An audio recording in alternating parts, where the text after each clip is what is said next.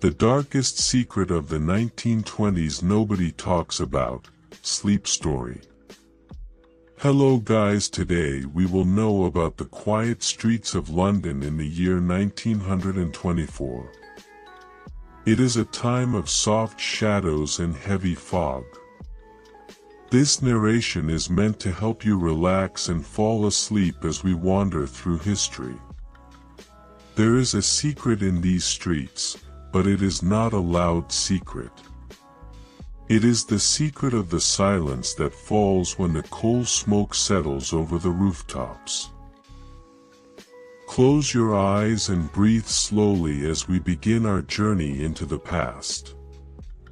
The city is waking up very slowly under a blanket of gray mist. The cobblestones are damp with the dew of a cold morning. You can hear the distant, rhythmic sound of a single horse's hooves striking the stone. Clack, clack, clack. The sound fades into the fog. This is the world of the ordinary person, far from the bright lights and the dancing music. Here, life moves with the pace of the tide on the Thames. The houses in the East End stand shoulder to shoulder, leaning slightly as if they are tired. They are built of soot-stained brick, dark and porous. Inside, the air is thick with the scent of cold ash and old wood. A person wakes up in a small, cramped room. The walls are covered in floral paper that has yellowed over many years. There is no sudden noise, only the creak of a floorboard. The secret of this life is the quiet endurance of the everyday. A small coal fire is started in the hearth to take the chill away. The embers glow a dull, soft orange. The smoke rises slowly up the chimney, joining the great smog outside. It is a slow process, lighting a fire in 1924. You must wait for the heat to grow. You must watch the tiny flames lick the black stones. It is a repetitive task that calms the mind. Breakfast is a simple matter of survival and routine. There is thick, crusty bread that must be sliced with a heavy iron knife.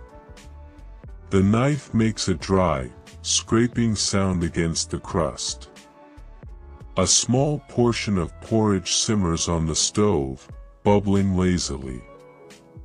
There is no rush in this kitchen. The steam rises in curls, vanishing into the shadows of the ceiling. Everything is gray, brown, and soft. The clothing worn by the people is heavy and plain. A man puts on a waistcoat of thick wool, worn smooth at the elbows. His trousers are heavy and held up by leather braces. The fabric feels rough against the skin, a constant reminder of the physical world.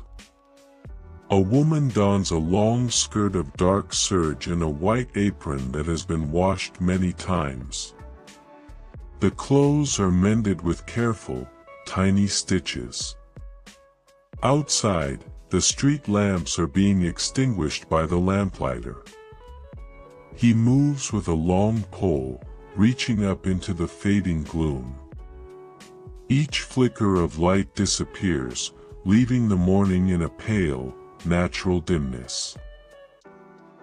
The fog clings to the iron railings of the small houses. It is a quiet, muffled world. The secret of the city is how much it can hide in the gray. The children are waking now, moving quietly so as not to disturb the heavy air. They have chores to do before the school bell rings. One child carries a bucket of water up the narrow stairs. The water sloshes gently, a rhythmic splashing sound. Another child sweeps the front step with a broom made of stiff twigs. Scritch, scratch, scritch. The rhythm is steady and peaceful. As the sun struggles to pierce the clouds, the markets begin to open. The carts are pulled by heavy horses with wide, feathered hooves. The wheels of the carts are wooden with iron rims. They rumble over the cobbles with a low, vibrating hum. It is a sound that vibrates in the chest of anyone standing nearby. The horses breathe out clouds of steam into the cold air. The shops are small and dark, lit by single bulbs or the lingering glow of gas. The grocer arranges his wares with slow, practiced movements. There are sacks of flour, heavy and white. There are crates of potatoes, still covered in the dark earth of the fields. The smell is earthy and honest. It is the smell of the ground and the rain. In the counting houses and the warehouses, the work is silent and steady. Clerks sit on high stools, dipping pens into inkwells. The scratching of the nibs on the parchment is the only sound. It is a repetitive, hypnotic noise. Scratch. Dip, scratch. The ink dries slowly on the page, turning from a wet black to a dull charcoal. The ledgers are thick and heavy with the history of small things. The women who work in the laundries move through clouds of white steam. They scrub the linens on corrugated boards. The rhythm of the scrubbing is like a heartbeat. Rub, splash, rub. The soap is lye, smelling of clean chemicals and sharp air. The steam softens the skin and makes the world appear blurry and soft. It is a warm, humid place to lose oneself in thought. Street laborers gather their tools, their shovels clinking softly against each other. They wear flat caps pulled low over their eyes. Their work is slow and methodical, moving earth and stone to repair the veins of the city. They do not speak much. The air is too heavy for unnecessary words. They focus on the weight of the tool in their hands. The River Thames flows nearby, a vast and silent witness to the passing hours. The water is dark and opaque, moving with a slow, swirling energy. Small boats bob on the surface, their ropes creaking against the wooden piers. Creak, groan, creak. The river carries the secrets of the city out to the sea. It is a constant, flowing presence that never hastens. At midday, the meal is simple and taken in near silence.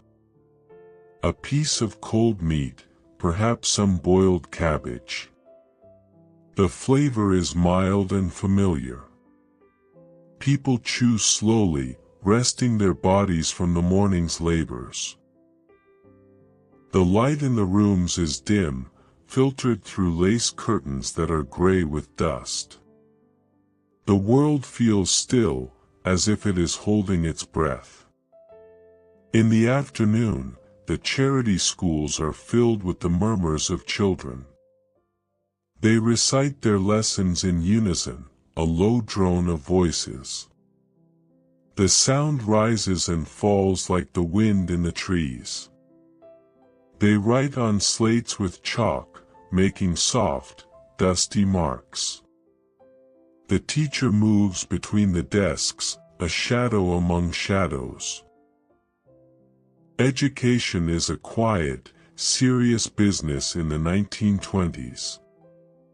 The seamstresses sit by the windows to catch the last of the natural light. Their needles move in and out of the fabric with a tiny, rhythmic click. Silver needles catching the dull light. They sew coats for the wealthy, focusing on every individual stitch. The secret of the garment is the hours of quiet life sewn into its seams. The thread is thin but strong, holding the world together. As evening approaches, the shadows begin to stretch across the narrow alleys. The fog returns, thicker than before, smelling of salt and coal. The lamplighter returns, his pole reaching up to bring the warm yellow glow back to the corners. Each lamp flickers to life with a soft pop.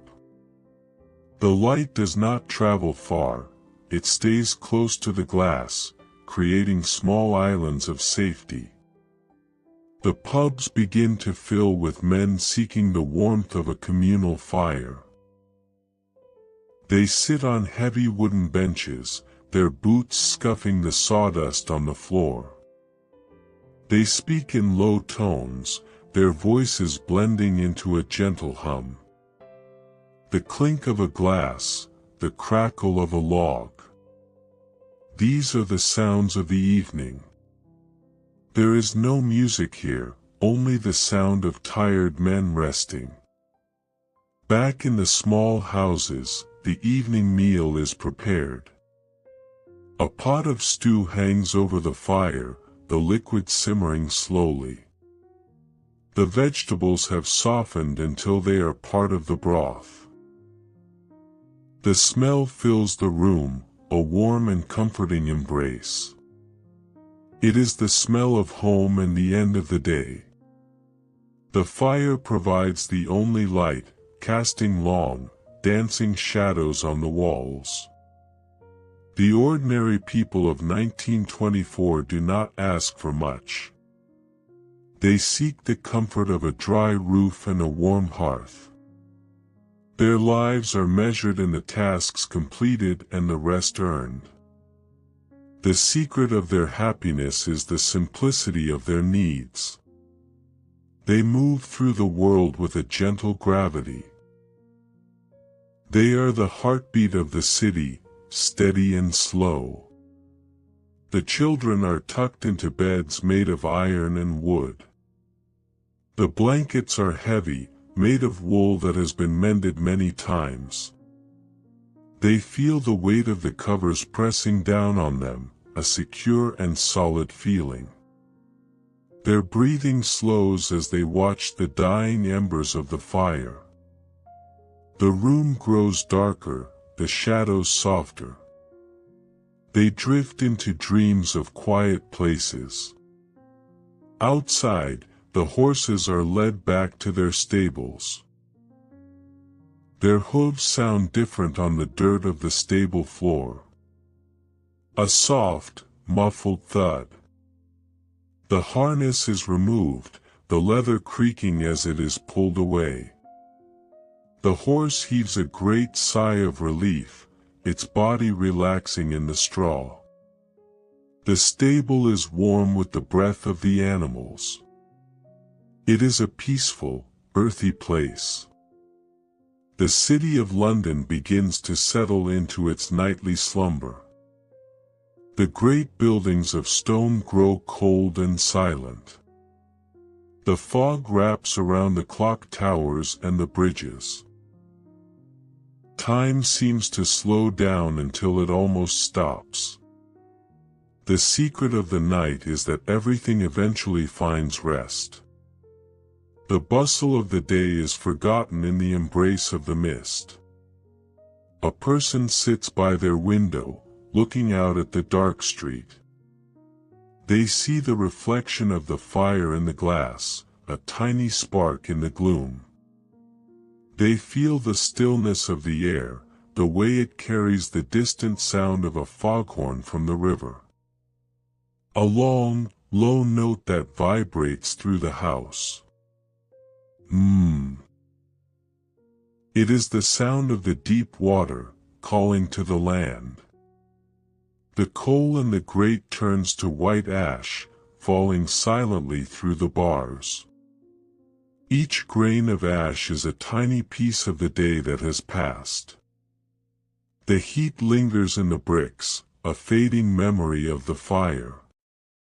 The room is cool now, but the bed is warm. The pillows are stuffed with feathers, soft and yielding under the head. The sheets are made of coarse linen, smelling of soap and the outdoors. They feel cool against the skin at first, then they catch the warmth of the body. The rhythm of sleep begins to take hold. A slow inhale, a slow exhale. The world of 1924 is a world of slow rhythms. There is no reason to hurry here. In the silence of the night, the secret of the 1920s is revealed. It is not a secret of scandal or of noise. It is the secret of the profound peace found in a simple life. It is the quiet dignity of the worker, the softness of the fog, and the steady flow of the river. It is the knowledge that the world will wake up and do it all again tomorrow, with the same slow grace. The narrow streets are empty now, save for the occasional cat slipping through the shadows. The cats move without sound, their paws soft on the cold stone. They are the guardians of the night, watching the world sleep. They see the secrets that the fog hides. They feel the stillness that humans only find in their dreams. You are walking through this city in your mind, feeling the cool air on your face. You hear the distant, muffled sounds of a city at rest. The world is soft, and you are safe. The history of this place is a gentle weight, like a heavy blanket. You are part of the story now, a quiet observer of a time long gone. The shadows in the room are long and still. They do not move, they only exist. The darkness is not a frightening thing. It is a velvet curtain that has been drawn across the day. It protects the sleepers and hides their worries. Under the fog of London, everyone is equal in their rest. Everyone is a part of the great, slow machine of time. The iron bridge over the river stands firm, its metal cold to the touch. The water laps against the stone pillars. Slap, ripple, slap. The sound is constant and unchanging. It has been the same for 100 years, and it will be the same for 100 more. The river does not care about the passing of decades. It only cares about the flow. Inside the houses, the clocks tick with a heavy, mechanical sound. Tick, tock, tick, tock. Each second is a deliberate movement of brass gears. The clocks are the heartbeats of the homes, marking the passage of the night. They remind the sleepers that time is moving, but it is moving slowly. There is plenty of time for rest. There is plenty of time for peace. The secret of the 1920s is the way the light fades into the dark. It is the way the people carry themselves with a quiet strength. They do not shout their stories, they whisper them into the soot and the rain. If you listen closely, you can hear them. But you do not need to listen now. You only need to feel the quiet. The air in the bedroom is still and heavy. You can feel the weight of your own limbs as you sink deeper into the mattress. The history of the world is a long, slow book, and this page is almost finished. The ink is dry, the parchment is cool. The characters in the story are all asleep now, tucked away in their brick houses. The baker is the only one awake, beginning his work in the deep hours of the night. He moves with practiced ease, his hands white with flour. He kneads the dough with a rhythmic pressure. Push, fold, push. The dough is soft and alive under his touch. The oven is warming up, a giant stone maw waiting for the bread. The smell of baking will soon drift through the empty streets. But for now, there is only the silence of the fog. The lampposts are lonely sentinels in the gray. They cast a golden circle on the cobbles, but no one is there to walk through it. The city is a museum of the night, perfectly preserved in the cool air. The secret is safe in the shadows. The secret is the beauty of the ordinary. As you drift further toward sleep, the sounds of 1924 fade away. The clatter of the hooves, the scratching of the pens, the bubbling of the porridge. They all become a single, low hum. A white noise that lulls the spirit. The history of the ordinary person is a history of peace. It is a history of the quiet moments between the great events. The fog is so thick now that you cannot see the houses across the street. You are wrapped in a cocoon of gray silk. It is private and calm. No one can reach you here. No one can disturb your rest. You are floating in the middle of a silent century. The time of the motor car and the radio is still quiet here, hidden behind the coal smoke. You can feel the slow pulse of the city beneath you. It is the pulse of the earth and the river. It is a slow, deep vibration that settles the nerves. Everything is as it should be. The day is done, and the night is long. There is no need to think of tomorrow. Tomorrow is a distant shore, across a wide and foggy sea. The secret of the 1920s is that it was a time of healing. People moved slowly because they were learning to breathe again. They cherished the simple things, a warm coat, a full bowl, a quiet room. They found their strength in the repetition of their daily lives. They found their peace in the silence of the London night. You are part of that peace now. Your breathing is as slow as the Thames at low tide. Your mind is as still as the soot on the windowsill. The shadows have finished their dance and have settled into their places. The world is dark, and the dark is good. It is a place for the mind to rest and for the body to recover. The coal fire is completely gone now, leaving only the scent of the hearth. It is a dry, clean smell.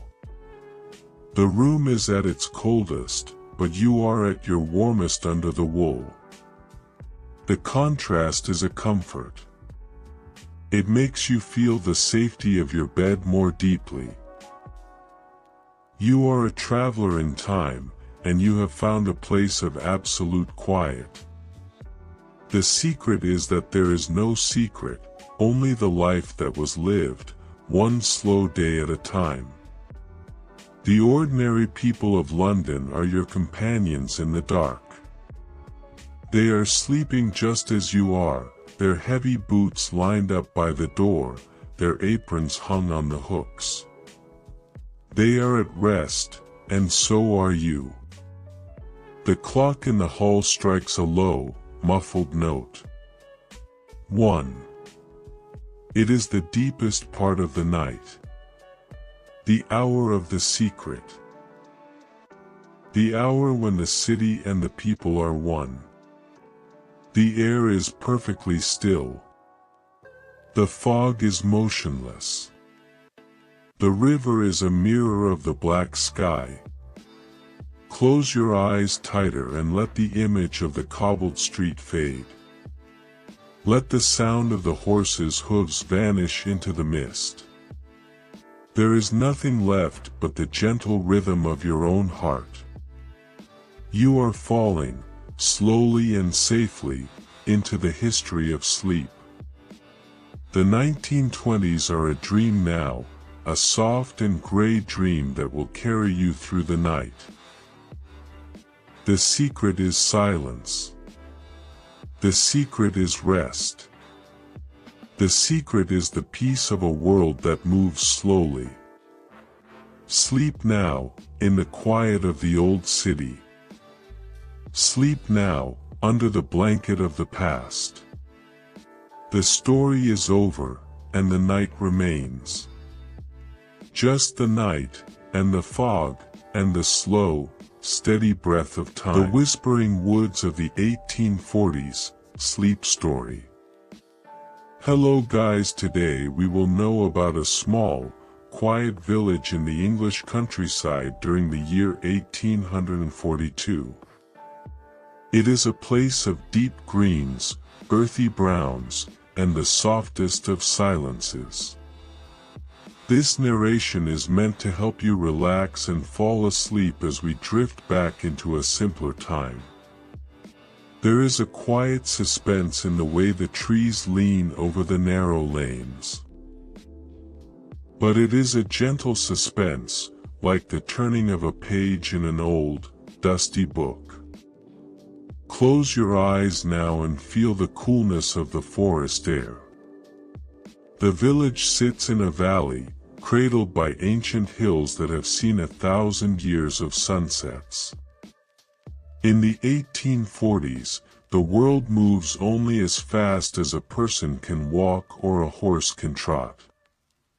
The streets are not streets at all, but winding paths of packed earth and scattered flint. When it rains, the ground smells of sweet clay and crushed grass. The silence here is heavy and thick, like a warm woolen blanket. The houses are small, built of local stone and topped with thick, golden thatch. The straw of the roofs is layered deep to keep out the winter chill. Inside, the ceilings are low, held up by blackened oak beams that still carry the shape of the trees they once were. A single candle flickers on a wooden table, casting a soft, amber glow that does not reach the corners. This is the secret life of the cottage, where the world is small and safe. In the hearth, a fire of dried peat and applewood burns with a low, steady flame. The smoke is sweet and thick, rising in a lazy spiral toward the stars. A person sits by the fire, their hands resting on their knees. The only sound is the occasional pop of the wood and the soft sigh of the wind in the chimney. It is a repetitive, soothing sound that tells the body it is time to rest. Breakfast in the cottage begins before the sun has fully cleared the hills. There is a bowl of wooden-stirred porridge, thick and warm. There is a heel of coarse brown bread, baked in a communal oven in the village center. The crust is hard, but the inside is soft and smells of yeast. A small mug of weak ale or water from the well sits beside it. Everything is simple, honest, and slow. The clothing of the villagers is made of flax and wool, spun and woven by hand. A laborer wears a heavy linen smock, bleached by the sun and stiffened by the wind. His trousers are made of corduroy, the ridges worn smooth by years of toil. A woman wears a kirtle of dark wool and a sturdy bonnet to shade her eyes. The fabric is heavy and grounding, connecting the wearer to the physical earth. Outside, the village is waking to the sound of the birds. Not the loud calls of the day, but the soft chirping of the morning. The lanes are narrow, lined with hedgerows of hawthorn and bramble. The dew sits heavy on the leaves, sparkling like tiny glass beads in the pale light. The secret of the morning is the way the world feels brand new and untouched. The children are already at work, their small hands busy with the tasks of the season. One child gathers eggs from the coop, the straw crunching softly underfoot. The eggs are warm, smooth, and heavy in the basket. Another child leads a cow to the pasture, the bell around the animal's neck clanking with a dull, rhythmic tone. Clang, linger, clang. It is the heartbeat of the countryside. In the fields, the men work with scythes and spades, their movements a slow dance of muscle and iron. The blades hiss through the long grass. Swish, swish, swish. It is a hypnotic sound that echoes across the valley. They do not rush, the field will be mown when it is mown. They work in time with the sun, moving from the long shadows of the morning to the bright heat of noon. The village blacksmith works in a shed of shadows and sparks. He strikes the red-hot iron with a heavy hammer. Tang, tang, tang. The sound travels far through the still air, a signal that the day is moving forward. The heat of the forge is a constant, pulsing presence. When the iron is plunged into the water barrel, it hisses a long, cooling breath. SSSSSS. The village shop is a room in a house, filled with the scent of dried herbs and salted pork. There are jars of pickles and sacks of grain lined up on the floor. The floorboards are covered in fine sawdust to catch the damp. A person enters, and the bell above the door gives a single, lonely tinkle. The shopkeeper moves slowly, weighing out flour on a brass scale that creaks under the weight. The transport of the village is the heavy wooden wagon, pulled by a team of oxen or a sturdy shire horse. The wheels are massive, bound in iron and caked in the mud of the lanes. They turn with a slow, agonizing groan of wood on wood. The wagon carries timber, or stone, or the harvest of the orchards. It moves at the pace of a slow walk, allowing the driver to nod off in the sun. At midday, the village falls into a temporary slumber. The heat of the sun is heavy, and the laborers sit under the shade of a great oak tree.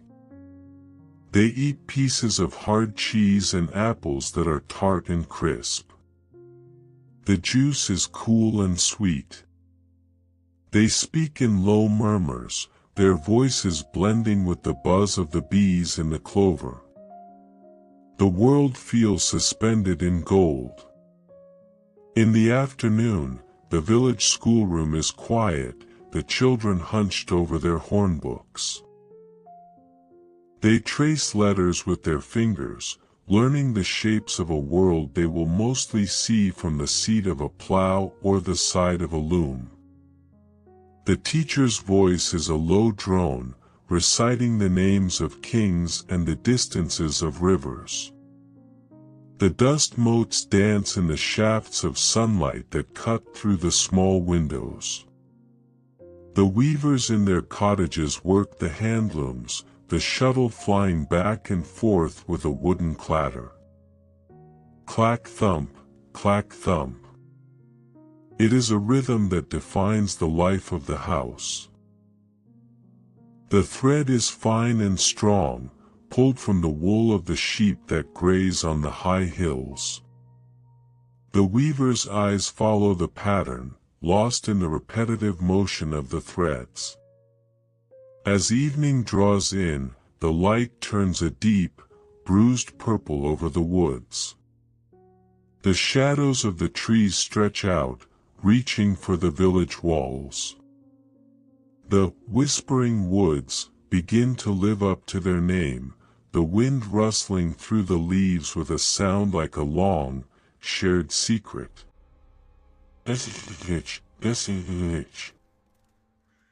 It is the sound of the earth settling down for the night.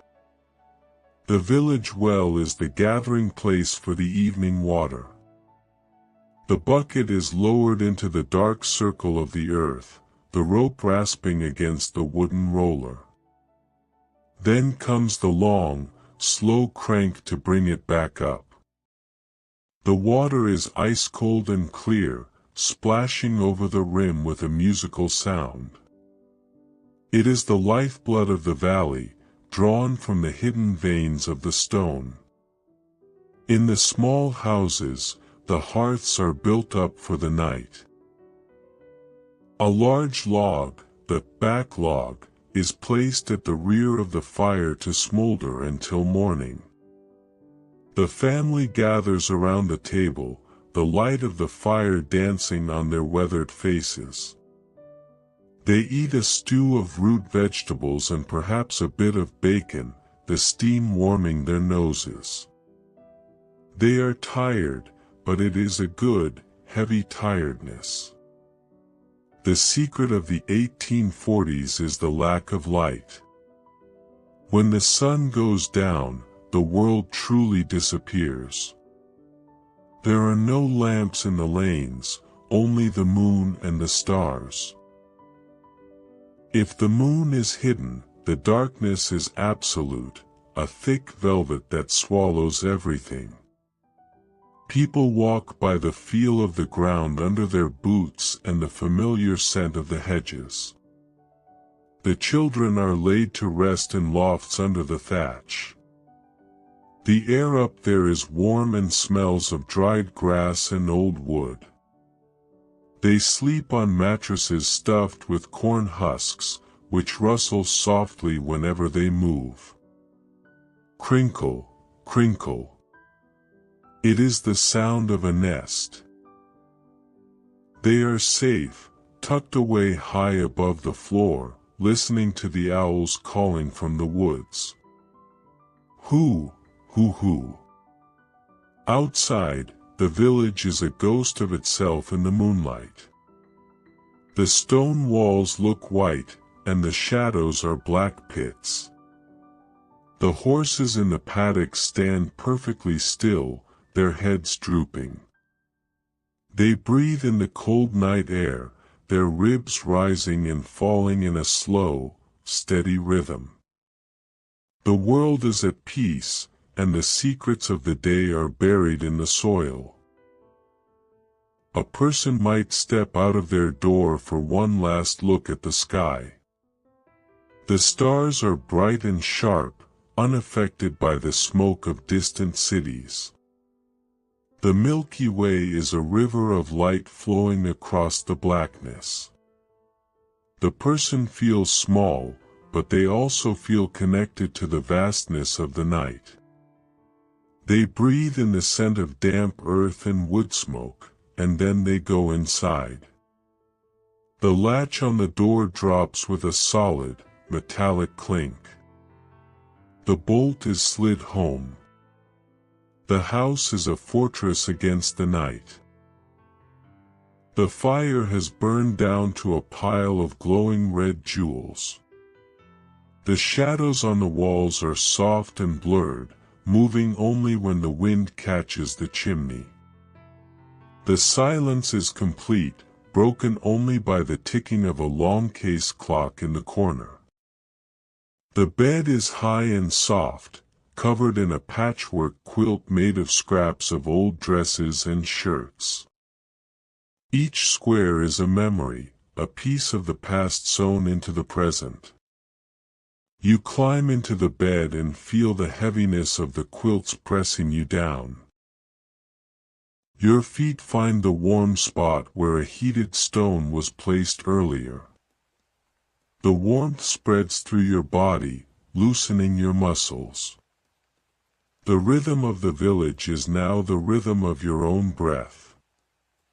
In and out. In and out. You are drifting on the sea of the 19th century. The woods are whispering to you, telling you that everything is quiet, everything is still. The secrets of the 1840s are safe with the trees and the stones. The village of the past is a place where time has no meaning. The seasons turn, the crops grow, and the people rest. There is no hurry here. There is only the slow, steady pulse of the land. You are sinking into that pulse, letting it carry you away from the modern world. The sounds of the present are gone, replaced by the memory of the wind in the thatch. The darkness is a soft hand resting on your forehead. It is cool and kind. The history of this place is written in the silence. It is the history of 1,000 quiet nights just like this one. You are the latest person to find rest in the valley. You are the latest person to listen to the whispering woods. The light of the fire is a tiny, dying spark. The room is almost dark now, but you can still feel the presence of the stone walls and the oak beams. They have stood for 100 years, and they will stand for 100 more. They are solid, and you are safe. The world is tucked away, and the night is yours. Sleep now, as the villagers sleep. Sleep with the rhythm of the earth and the stars. The 1840s are a long, slow dream, and you are drifting through the center of it. The whispering woods are quiet now, their secrets kept for another time. Just sleep, and the soft darkness, and the peace of the valley. The path is gone, the cottage is gone, there is only the rest. The sun-drenched silence of a Roman villa, sleep story.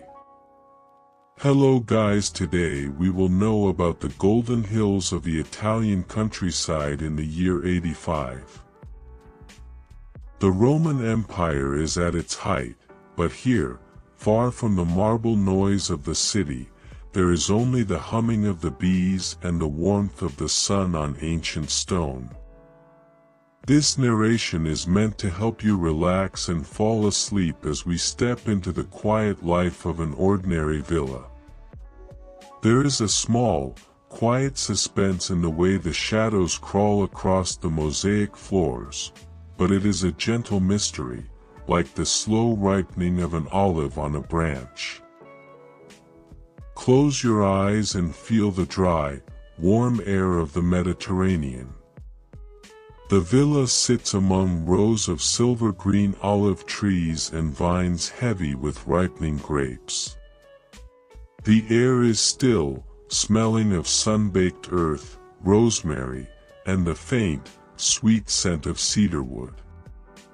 In the year 85, Life is measured by the movement of the sun across the sundial in the courtyard. There is no ticking of clocks, only the rhythmic drip of water in the fountain. Plink, plink, plink. The sound is steady and hypnotic, washing away the thoughts of the day.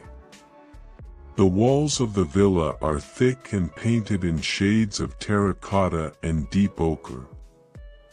They are cool to the touch, holding the chill of the previous night against the heat of the afternoon. Inside, the floors are made of tiny stones, laid out in simple geometric patterns of white and black. As you walk across them in your mind, the stones feel smooth and solid beneath your feet. The secret of this house is the way it breathes, pulling the cool breeze through the open doors and letting the heat rise away.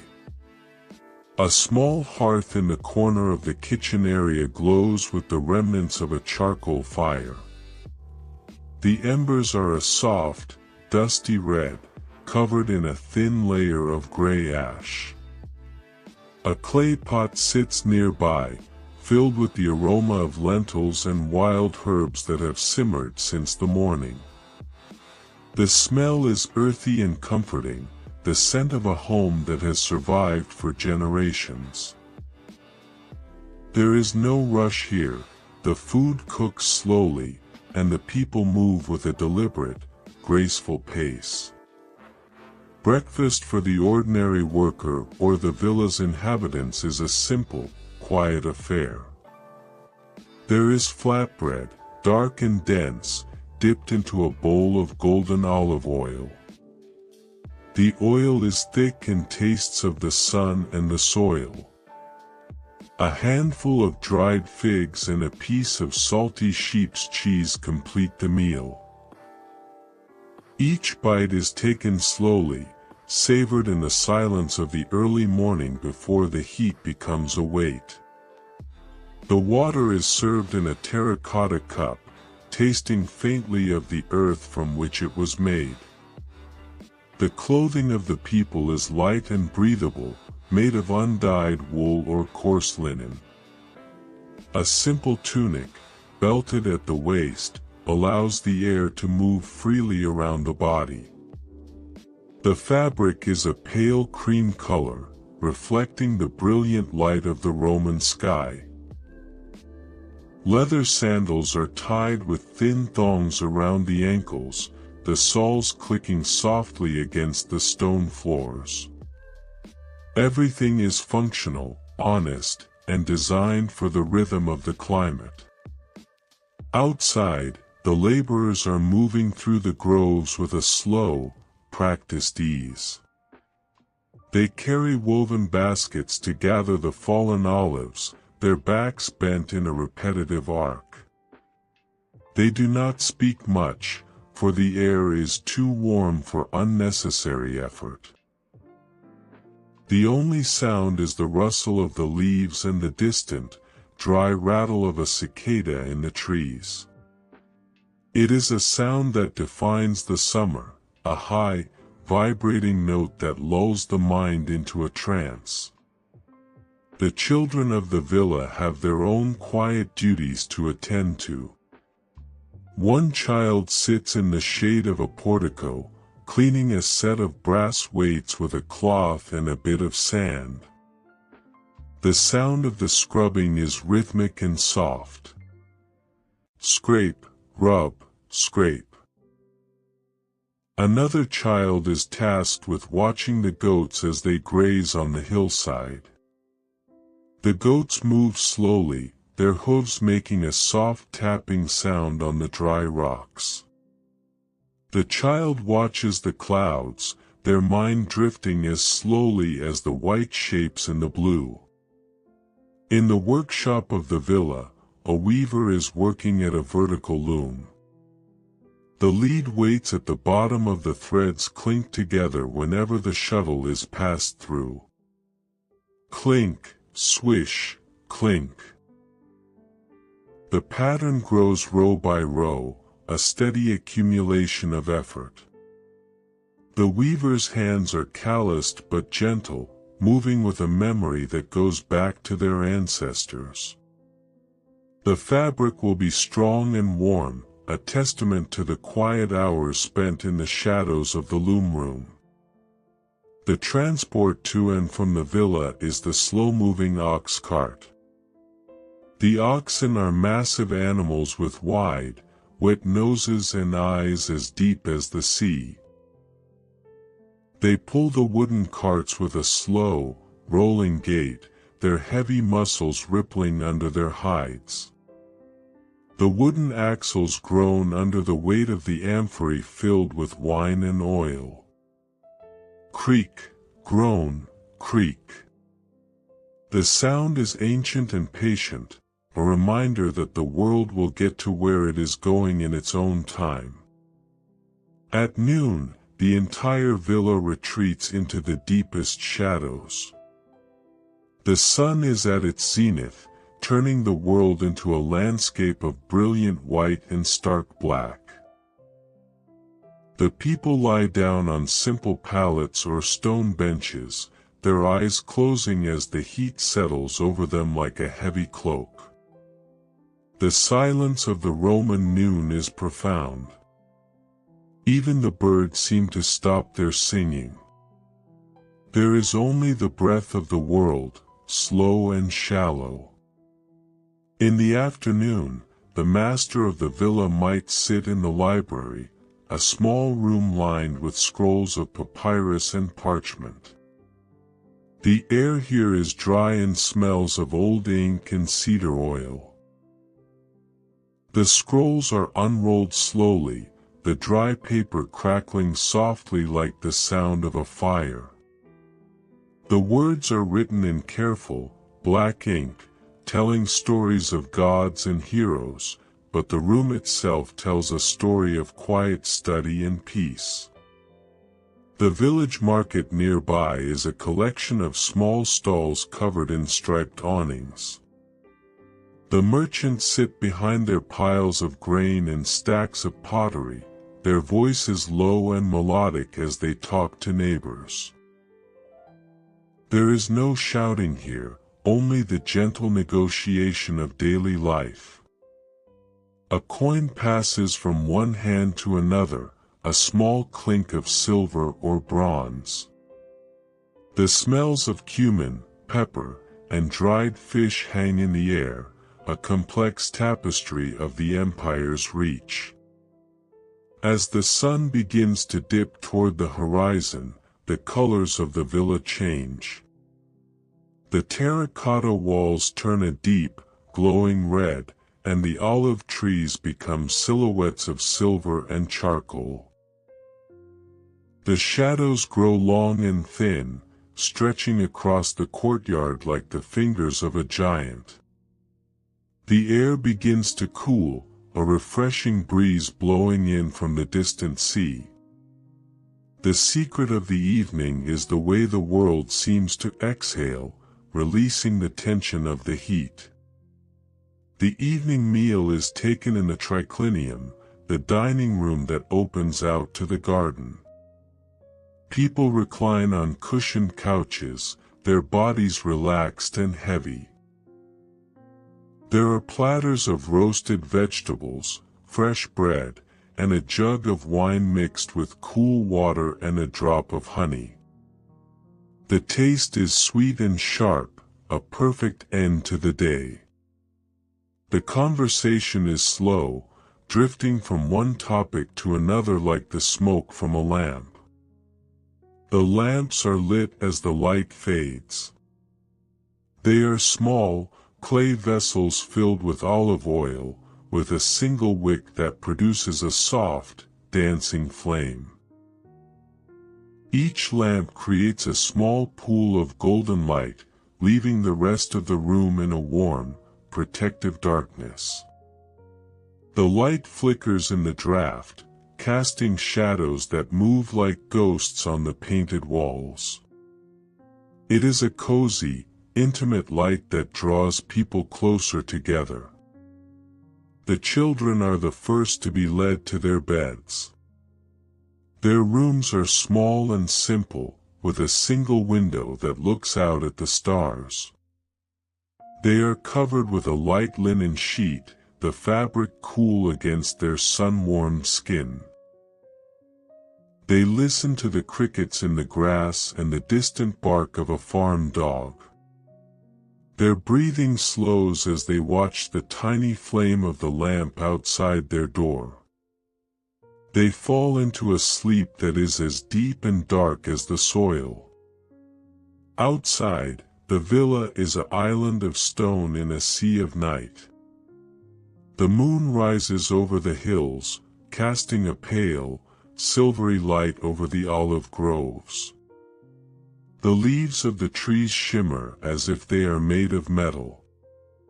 The fountain in the courtyard continues its steady song. Plink, plink, plink. The water is a silver thread in the darkness, a constant reminder of the life that flows through the house. A person might walk out into the garden one last time, feeling the cool grass between their toes. They look up at the stars, which are so bright and low that it feels as if they could be touched. The constellations are the same ones that watched over their fathers and will watch over their sons. The person feels the permanence of the Roman world, the sense that this villa and this night will last forever. The door to the bedroom is a heavy piece of oak, sliding shut with a dull, satisfying thud. The bed is a frame of wood with a lattice of leather thongs, topped with a mattress of soft wool.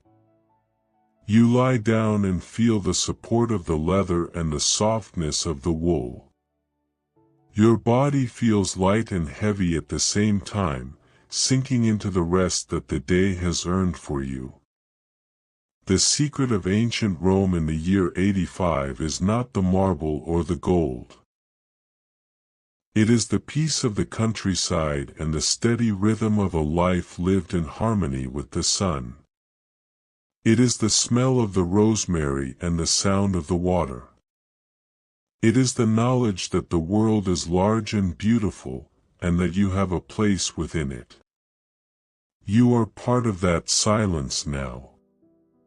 Your breathing is as steady as the oxen's stride. Your mind is as calm as the surface of the fountain. The shadows have stopped their movement and have become part of the dark. The world is asleep, and the night is a gift. Under the Roman stars, you are safe and you are still. The fire in the kitchen is nothing but a memory of warmth. The lamps have all burned low, their wicks guttering out one by one. The last spark of light vanishes, leaving only the moonlight and the stars. The villa is a silent monument to the night, its stones holding the secrets of the day in a cool embrace. The path to the groves is gone, the fountain is a whisper, there is only the sleep.